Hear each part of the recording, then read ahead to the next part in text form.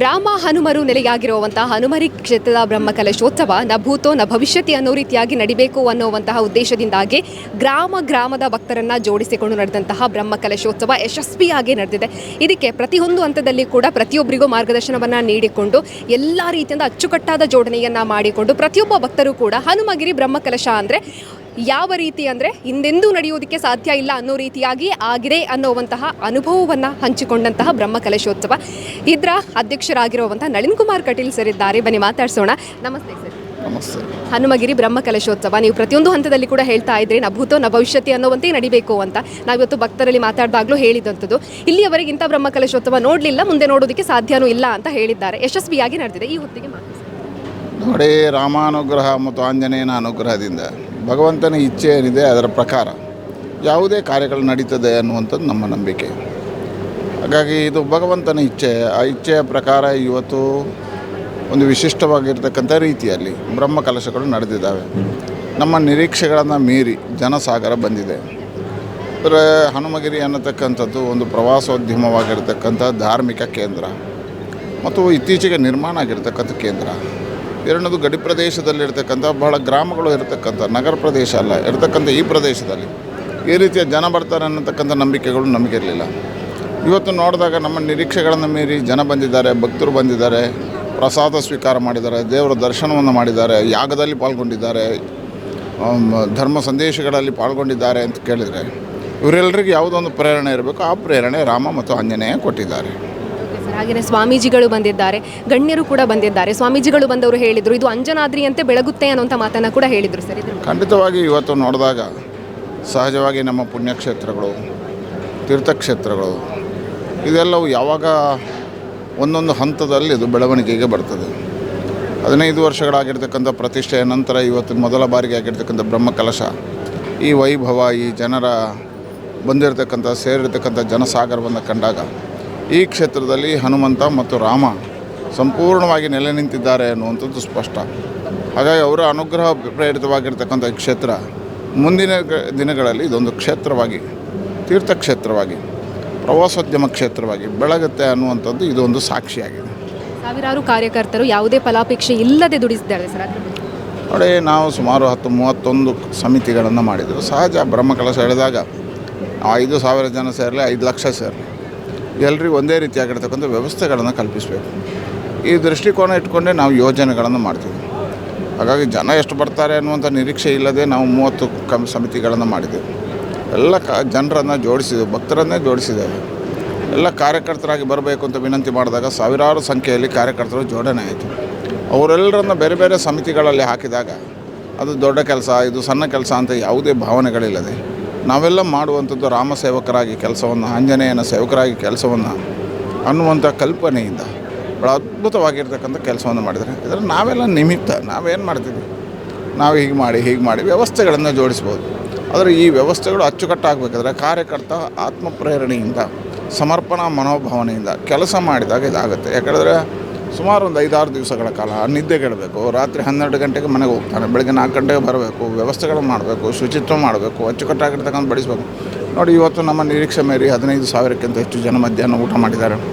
ಅಷ್ಟು ಜನರಿಗೆ ಕೊನೆಯವರೆಗೆ ಬಡಿಸಬೇಕು. ಬಡಿಸುವವನ ಕಷ್ಟ ಎಷ್ಟು. ಈಗ ನೋಡಿ, 3 ಗಂಟೆಯಿಂದ ಚಹಾ ಶುರುವಾಗಿದೆ, ಕ್ಯೂ ನಿಂತಿದೆ.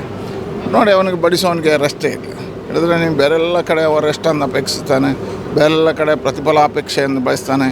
ಇಲ್ಲಿ ಬ್ರಹ್ಮಕಲಶದಲ್ಲಿ ಇದು ಯಾವುದು ಅಪೇಕ್ಷೆಗಳಿಲ್ಲದೆ ಸಮರ್ಪಣಾ ಮನೋಭಾವನೆ ಇದೆ, ಇದು ನನ್ನ ಕರ್ತವ್ಯ ಅಂಥೇಳಿ ಮಾಡ್ತಾನೆ. ಆ ಕಾರಣಕ್ಕೋಸ್ಕರ ಇಷ್ಟು ಅಚ್ಚುಕಟ್ಟಾಗಿದೆ. ಯಾವುದೋ ಒಬ್ಬ ವ್ಯಕ್ತಿ ಅವರು ಜವಾಬ್ದಾರಿ ತಗೊಂಡಿದ್ದಾನೆ ಅವನ ಕಾರಣಕ್ಕಲ್ಲ, ಆ ಕಾರ್ಯಕರ್ತರ ಸಮರ್ಪಣಾ ಮನೋಭಾವನೆಯ ಕಾರ್ಯಕ್ಕೆ ಇದು ಯಶಸ್ವಿಯಾಗಿದೆ.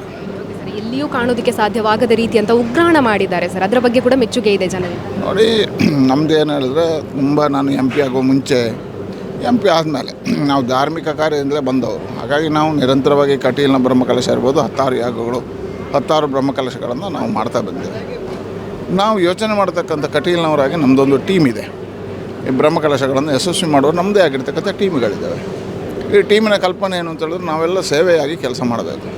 ಹಾಗಾಗಿ ಎಲ್ಲವೂ ಅಚ್ಚುಕಟ್ಟಿರಬೇಕು. ಇದಕ್ಕೊಂದು ನಮ್ಮದೇ ಆಗಿರ್ತಕ್ಕಂಥ ಈ ರೀತಿಯ ಉಗ್ರಾಣ ಇರಬೇಕು, ಈ ರೀತಿಯ ಪೈಪ್ಲೈನ್ಗಳಿರಬೇಕು, ಈ ರೀತಿಯ ವಾಟರ್ ಸಪ್ಲೈ ಇರಬೇಕು, ಈ ರೀತಿಯ UGD. ಇಲ್ಲಿ ನೋಡಿ, ಶುಚಿತ್ವ ಹೇಗಿದೆ, ಒಂದು ಸ್ಮೆಲ್ ಬರ್ತಾಯಿಲ್ಲ, ತಿಳಿಯಲ್ಲಿ ಹೋಗ್ತದೆ ಗೊತ್ತಾಗ್ತಾಯಿಲ್ಲ, ನೀರಲ್ಲಿ ಹೋಗ್ತದೆ ಗೊತ್ತಾಗ್ತಾಯಿಲ್ಲ.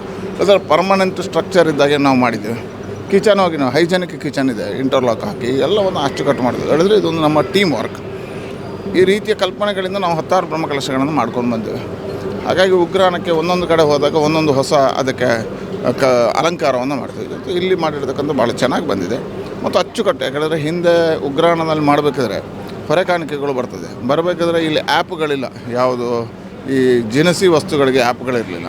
ಅದು ನಮ್ಮದೇ ಇವತ್ತು ಇಲ್ಲಿ ಹೊರೆಕಾಣಿಕೆ ನೋಡಿಕೊಂಡಿರ್ತಕ್ಕಂಥ ವಿನಯಾನಂದ ಅವರು ರಾಜ್ಯೋತ್ಸವ ಪ್ರಶಸ್ತಿ ಪಡೆದಿದ್ದಾರೆ ಇದೇ ಉಗ್ರಾಣಗಳನ್ನು ಮೇಂಟೈನ್ ಮಾಡೋದ್ರಲ್ಲಿ. ಅವರು ಇದರ ಪರಿಕಲ್ಪನೆಗಳನ್ನು ಮಾಡ್ಕೊಂಡು ಮಾಡಿದ್ದಾರೆ. ಅವರನ್ನೇ ಇಲ್ಲಿ ತಂದು ಅದನ್ನು ಜೋಡಿಸೋ ಕಾರಣ ಭಾಳ ಅಚ್ಚುಕಟ್ಟಾಗಿರ್ತಕ್ಕಂಥ ಉಗ್ರಾಣ ಆಗಿದೆ, ಅಚ್ಚುಕಟ್ಟಾಗಿರ್ತಕ್ಕಂಥ ಪಾಕಶಾಲೆ ಆಗಿದೆ. ಇವತ್ತೆಲ್ಲ ವ್ಯವಸ್ಥೆಗಳು ಅಚ್ಚುಕಟ್ಟಾಗಿದೆ ನೋಡಿ. ಕ್ಲೀನಿಂಗ್ನವರು, ಪಾತ್ರೆ ತೊಳೆಯೋ ಎಲ್ಲವನ್ನು ನೋಡಿ ಗಮನಿಸಿ. ಅವರಷ್ಟಕ್ಕೆ ಕೆಲಸ ಮಾಡ್ತಾರೆ, ಕೇವಲ ಸಂಬಳಕ್ಕೆ ಮಾಡ್ತಾಯಿಲ್ಲ, ಅವರು ತ್ಯಾಗ ಸಮರ್ಪಣೆಯಿಂದ ಮಾಡ್ತಾಯಿದ್ದಾರೆ. ಹಾಗಾಗಿ ಇದೊಂದು ವ್ಯವಸ್ಥೆಗಳನ್ನು ಜೋಡಣೆ ಮಾಡತಕ್ಕಂಥ ವ್ಯವಸ್ಥೆ ಅಡಿಯಲ್ಲಿ ನಾನೊಬ್ಬ ಜವಾಬ್ದಾರಿ ತೊಗೊಂಡಿದ್ದೇನೆ. ಹಾಗಾಗಿ ಎಲ್ಲವೂ ಅಚ್ಚುಕಟ್ಟಾಗಿದೆ. ಎಲ್ಲ ಇದರಲ್ಲೂ ಇವತ್ತು ಉಗ್ರಾಣ ಮಾದರಿಯಾಗಿ ಇಲ್ಲಿ ಮಾಡಬೇಕು ಅಂತ ಕಲ್ಪನೆಯಿಂದ ಮಾಡಿದ್ದೇವೆ. 6 ಬ್ರಹ್ಮಕಲಶೋತ್ಸವಗಳನ್ನು ಯಶಸ್ವಿಗೊಳಿಸಿದವರು, ಹಾಗಾಗಿ ಹನುಮಗಿರಿ ಬ್ರಹ್ಮಕಲಶೋತ್ಸವ ಎಷ್ಟು ವಿಶೇಷ ಅನಿಸ್ತಿದೆ ನೋಡಿ. ಬೇರೆಲ್ಲ ಕಡೆ ನಾವು ಬ್ರಹ್ಮಕಲಶಗಳನ್ನು ಮಾಡ್ತೀವಿ, ಜೀರ್ಣೋದ್ಧಾರ ಕಾರ್ಯಗಳಿರ್ತವೆ. ಆದರೆ ಇಲ್ಲಿ ಬೇರೆ 2-3 ಕಾರ್ಯಕ್ರಮಗಳನ್ನು ಜೋಡಿಸಿದ್ದೀವಿ. ಯಾಕಂದರೆ ಜನಾಕರ್ಷಣೆಯೂ ಇರಬೇಕು ಮತ್ತು ಇದರಿಂದ ಸಮಾಜಕ್ಕೆ ಒಂದಷ್ಟು ಲಾಭಗಳಾಗಬೇಕು. ಕೇವಲ ಬ್ರಹ್ಮಕಲಶ ದೇವಸ್ಥಾನಕ್ಕೆ ಸೀಮಿತ ಆಗಿರಬಾರ್ದು, ಸಮಾಜದ ಸಂಘಟಿತ ಆಗಬೇಕು. ಸಮಾಜದಲ್ಲಿರ್ತಕ್ಕಂಥ ಮೇಲೆ ಕೇಳು ಅನ್ನತಕ್ಕಂಥ ಭಾವನೆಗಳು ಹೋಗಬೇಕು. ದೇವರು ಭಕ್ತರಾಗಿ ಎಲ್ರಿಗೂ ಪೂಜೆ ಮಾಡತಕ್ಕಂಥ ಅರ್ಹತೆ ಇದೆ ಅನ್ನುವ ಕಾರಣಕ್ಕೋಸ್ಕರ ಅಯೋಧ್ಯೆ ರಾಮಜ್ಯೋತಿಯನ್ನು ತರ್ತಕ್ಕಂಥ ಮೊದಲ ಪ್ರಯತ್ನ ಆಗಿದೆ. ಆ ಜ್ಯೋತಿಯನ್ನು 60-70 ಗ್ರಾಮಗಳ ಮನೆಗಳಿಗೆ ಕಳಿಸ್ತಕ್ಕಂಥ ಪ್ರಯತ್ನಗಳಾಗಿದೆ. ಆ ಜ್ಯೋತಿ 1 ತಿಂಗಳ ಕಾಲ ಅಯೋಧ್ಯೆಯಿಂದ ಇಲ್ಲಿವರೆಗೆ ಬಂದು ಎಲ್ಲ ಮನೆಗಳ ದರ್ಶನ ಆಯಿತು. ರಾಮ ಜಪವನ್ನು ಕೊಟ್ಟಿವಿ, ರಾಮ ಜಪ ಯಾಗ, ಕೋಟಿ ರಾಮ ಜಪ ಯಾಗದ ಪರಿಕಲ್ಪನೆ ಕೊಟ್ಟಿವಿ. ನಾರಿಕೇಳ ಸಮರ್ಪಣಾ ಮನೋಭಾವನೆಯಿಂದ ನಾರಿಕೇಳ ಸಮರ್ಪಣೆ ಆಗಬೇಕು ಅನ್ನುವಂಥ ಪರಿಕಲ್ಪನೆಗಳನ್ನು ಇಟ್ಟುಕೊಂಡು ಜೋಡಿಸಿದ್ರಿಂದ ಬ್ರಹ್ಮಕಲಶದಲ್ಲೂ ಇದೊಂದು ವಿಶೇಷ ಆಯಿತು. ಹೇಳಿದ್ರೆ ಯಜ್ಞ ಎಷ್ಟರಾಯಿತು, ರಾಮಜ್ಯೋತಿ ರಥಯಾತ್ರೆ ಎಷ್ಟರಾಯಿತು, ನಾರಿಕೇಳ ಸಮರ್ಪಣಾ ಚಿಂತನೆಗಳು ಎಷ್ಟರಾಯಿತು. ಅದ್ರ ಜೊತೆಗೆ ಇಲ್ಲಿ ಇರ್ತಕ್ಕಂಥದ್ದೇ ಭಾರತ ಮಾತೆ ವಿಶೇಷವಾಗಿರ್ತಕ್ಕಂಥ ಮಂದಿರ. ಹಾಗಾಗಿ ಇದೆಲ್ಲವನ್ನು ನೋಡಿದಾಗ ಒಂದು ಅದ್ಭುತವಾಗಿರ್ತಕ್ಕಂಥ ಬ್ರಹ್ಮಕಲಶಗಳಲ್ಲಿ ಬೇರೆಲ್ಲ ಕಡೆ ಇಲ್ಲದೇ ಇರತಕ್ಕಂಥ ರಾಮಜಪಯಾಗ, ಬೇರೆಲ್ಲೂ ಕಾಣಲಿಕ್ಕೆ ಸಿಗದೇ ಇರತಕ್ಕಂಥ ಜ್ಯೋತಿ, ಬೇರೆಲ್ಲೂ ಸಿಗದೇ ಇರತಕ್ಕಂಥ ನಾರಿಕೇಳ ಸಮರ್ಪಣೆಗಳು ಒಂದು ವಿಶಿಷ್ಟವಾಗಿರ್ತಕ್ಕಂಥ ರೀತಿಯಲ್ಲಿ ನಡೆದಿದೆ.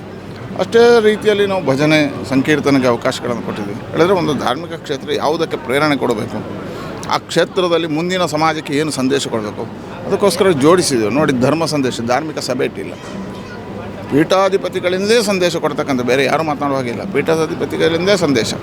ಒಂದು ಕಾರಣಕ್ಕೋಸ್ಕರ ಸರ್ಕಾರದ ಮಾನ್ಯತೆ ಇರಲಿ, ಸರ್ಕಾರದ ಮುದ್ರೆಯೂ ಇರಲಿ ಅಂತ ಹೇಳಿ ರಾಜ್ಯಪಾಲರು ಬಂದು ಆ ಧರ್ಮ ಸಂದೇಶವನ್ನು ಕೊಡ್ತಕ್ಕಂಥ ಕಾರ್ಯವನ್ನು ಅವರಿಂದ ಮಾಡಿಸಿದ್ದೇವೆ ಹೊರತು ಅದರಲ್ಲಿ ರಾಜಕಾರಣ ಇರ್ಬೋದು. ಅದಕ್ಕೋಸ್ಕರ ರಾಜ್ಯಪಾಲರನ್ನು ಕರೆದೆವು, ಲೋಕಾರ್ಪಣೆಯ ಕಾರ್ಯಗಳಿತ್ತು, ಅದಕ್ಕೋಸ್ಕರ ತಂದೆವು. ಬಾಕಿ ಉಳಿದದ್ದೆಲ್ಲವೂ ಧರ್ಮ ಸಂದೇಶ. ಅದು ಯಾರು? ಕಾಂಚಿ ಕಾಮಕೋಟಿಗಳು, ಶಂಕರಾಚಾರ್ಯ ಪೀಠದಿಂದ ರಾಘವೇಶ್ವರ ಸ್ವಾಮಿಗಳು, ಹೀಗೆ ಬಂದವರ ಹತ್ರ ನಾವು ಕೊಡಿಸಿದ್ದೇವೆ. ಅದರ ಒಂದು ಧರ್ಮ ಸಂದೇಶಗಳು ಸಿಗಬೇಕು, ಅದು ಪೀಠಾಧಿಪತಿಗಳಿಂದ ಸಿಗಬೇಕು. ಅದಕ್ಕೆ ಮುದ್ರೆ ಹೊತ್ತಿದ ಹಾಗೆ ಧರ್ಮ ಕಾರ್ಯಕ್ಕೆ. ಎರಡನೇದು ಸಾಂಸ್ಕೃತಿಕವೂ ಹಾಗೆ, ಭಾರತೀಯ ಸಂಸ್ಕೃತಿಗಳನ್ನು ಪ್ರತಿಬಿಂಬಿಸ್ತಕ್ಕಂಥ ಭರತನಾಟ್ಯ ಇರ್ಬೋದು, ಕರ್ನಾಟಕ ಶಾಸ್ತ್ರೀಯ ಸಂಗೀತಗಳಿರ್ಬೋದು, ದಾಸರ ಗೀತೆಗಳಿರ್ಬೋದು, ಇಂತಹ ಸಮಾಜಕ್ಕೆ ಧಾರ್ಮಿಕ ನಂಬಿಕೆಯ ತಳಹದಿಯಲ್ಲಿ ಬೆಳೆದಿರ್ತಕ್ಕಂಥ ಸಾಂಸ್ಕೃತಿಕ ಪರಂಪರೆಯನ್ನು ಕೊಡತಕ್ಕಂಥ ಕೆಲಸ ಕಾರ್ಯಗಳು. ಮುಂದಿನ ಸಮಾಜಕ್ಕೆ ದಾಸ ಸಾಹಿತ್ಯದ ಮುಖಾಂತರ, ಭಜನೆಯ ಮುಖಾಂತರ ಭಗವಂತನನ್ನು ಆರಾಧನೆ ಮಾಡ್ತಕ್ಕಂಥ ಈ ಪ್ರಕ್ರಿಯೆ ಜಾಸ್ತಿ ಆಗಬೇಕು. ಅದಕ್ಕೆ ನಿರಂತರ ಭಜನೆಯನ್ನಿಟ್ಟು ನಿನ್ನ ಸಾಮಾನ್ಯ ಮಕ್ಕಳಿಂದ ಕುಣಿತ ಭಜನೆಯನ್ನು ಮಾಡೋದ್ರ ಮುಖಾಂತರ ಅದ್ಭುತವಾಗಿರ್ತಕ್ಕಂಥ ಒಂದು ರೀತಿಯ ಪರಿವರ್ತನೆಯ ಕಾರ್ಯವನ್ನು ಈ ಬ್ರಹ್ಮಕಲಶ ಮಾಡಿದೆ. ಹಾಗಾಗಿ ಬ್ರಹ್ಮಕಲಶಕ್ಕಿಂತ ಹೆಚ್ಚು ಸಮಾಜಕ್ಕೆ ಸಂದೇಶ ಕೊಡುವ ಕೆಲಸ ಈ ಬ್ರಹ್ಮಕಲಶದಿಂದಾಗಿದೆ. ನೀವು ಅಂದುಕೊಂಡಂತೆ ಬ್ರಹ್ಮಕಲಶೋತ್ಸವ ಆಗಿದೆ, ಭಕ್ತರು ಧನ್ಯೋಸ್ಮಿ ಅನ್ನುವಂಥ ಮಾತನ್ನು ಹೇಳಿದ್ದಾರೆ ಸರ್. ಹಾಗಾಗಿ ರಾಮ ಹನುಮನ ಆಶೀರ್ವಾದ ಸದಾ ನಿಮ್ಮ ಮೇಲೆ ಇರಲಿ ಅಂತ ನಾವು ಕೂಡ ಆಶಿಸ್ತೀವಿ. Thank you so much sir. ಅದಕ್ಕೋಸ್ಕರ ನಾಡ್ದು ಎಲ್ಲ ಕಾರ್ಯಕರ್ತರು ಪರಿಶ್ರಮ ಹಾಕಿದ್ದಾರೆ, ನಿರಂತರವಾಗಿರ್ತಕ್ಕಂಥ ಪ್ರಯತ್ನ. 1 ತಿಂಗಳಿಂದ ಎಡೆಬಿಡದೆ ಕೆಲಸ ಮಾಡಿದವರಿದ್ದಾರೆ, ರಾತ್ರಿ ಹಗಲು ಬೆವರನ್ನು ಸುರಿಸಿದ್ದಾರೆ. ಅವರೆಲ್ಲರನ್ನು ನೆನಪಿಸಬೇಕು ಅಂತ 14ನೇ ತಾರೀಕು ಬೆಳಗ್ಗೆ 11 ಗಂಟೆಗೆ ಇದೇ ವೇದಿಕೆಯಲ್ಲಿ ನಾವು ಧನ್ಯೋತ್ಸವ ಕಾರ್ಯಕ್ರಮವನ್ನು ಇಟ್ಟಿದ್ವಿ. ನೀವು ಬರಬೇಕು, ಅವರನ್ನು ಕರ್ಕೊಂಡು ಬನ್ನಿ. ಸುದ್ದಿ ಚಾನಲ್, ಕ್ಷಣ ಕ್ಷಣದ ಸುದ್ದಿಗಾಗಿ.